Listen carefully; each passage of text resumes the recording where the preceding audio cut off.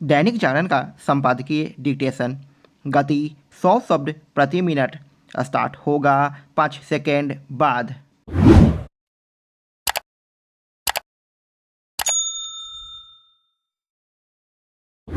Start.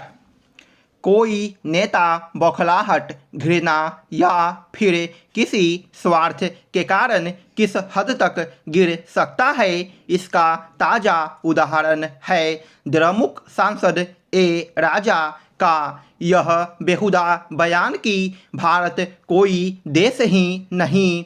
उनकी समझ से भारत एक उप महाद्वीप है जिसमें तमिल, मलयालम आदि अलग भाषा और देश हैं। वह केवल क्षेत्रवाद और अलगाववाद को हवा देने तक ही सीमित नहीं रहे। उन्होंने जय श्री राम का नारा लगाने वालों को धिक्कारते हुए उन्हें मूर्ख करार दिया और साफ शब्दों में कहा कि हम तो राम के शत्रु हैं और भारत को माता के रूप में कभी स्वीकार नहीं करेंगे। यह केवल भड़काऊ बयान ही नहीं, एक ऐसा नफरती भाषण है जिसके लिए उन्हें कठघरे में खड़ा किया जाना चाहिए।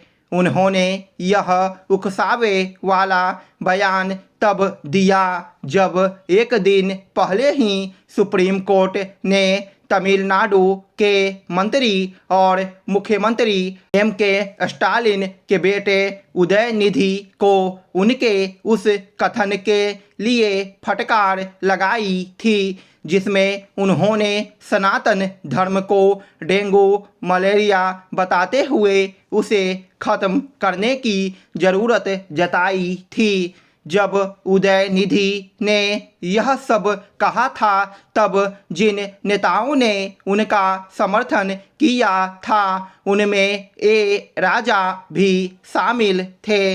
यह सहज ही समझा जा सकता है कि उदयनिधि को सुप्रीम कोर्ट से मिली फटकार से ए राजा की सेहत पर कोई असर नहीं पड़ा।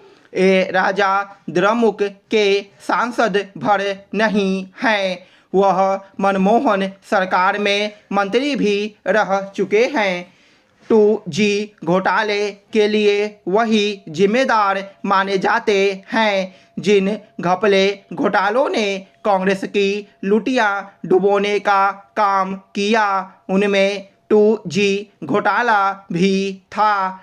हो सकता है कि ए राजा को अपने बेजा बयान के चलते तमिलनाडु में किसी बड़ी राजनीतिक कठिनाई का सामना न करना पड़े, लेकिन द्रमुक के INDIA का मुख्य घटक होने के नाते कांग्रेस और उसके अन्य सहयोगी दलों के लिए वह न उगलते बनेंगे न निगलते।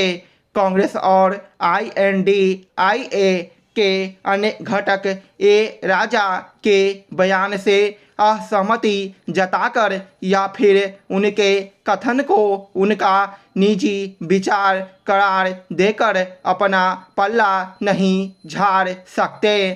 सबसे पहले तो उन्हें यही बताना होगा कि यदि ए राजा भारत को देश ही नहीं मानते तो फिर इंडिया नाम वाला गठबंधन बनाने की क्या ज़रूरत थी।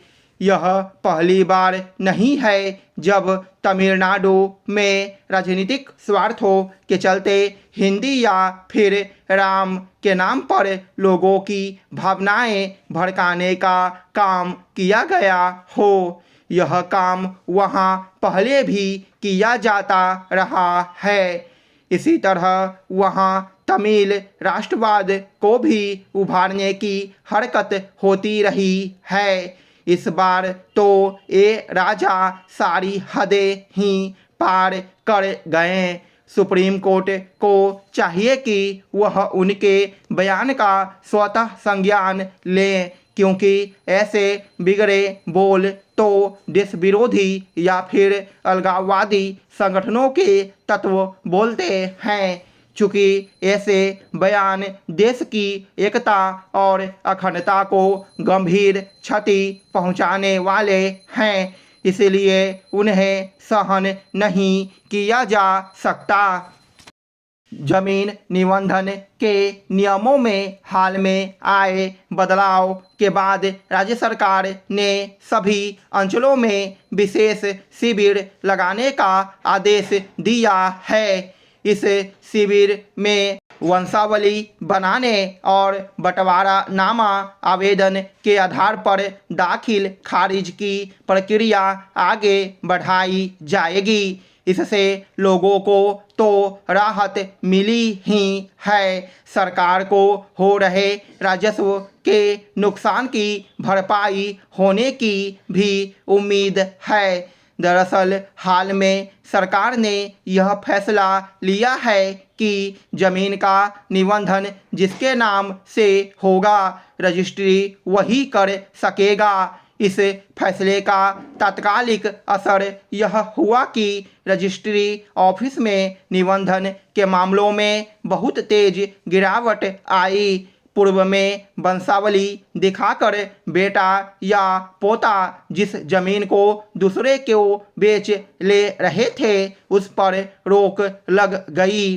अब जमीन बेचने की तैयारी में जुटे लोग अंचलों में लग रहे शिविरों में अपनी वंशावली और बंटवारानामा लेकर पहुंच रहे हैं। इसके साथ ही राज्य में हजारों ऐसे परिवार हैं जहां कई पीढ़ियों से जमीन का बंटवारा नहीं हुआ है।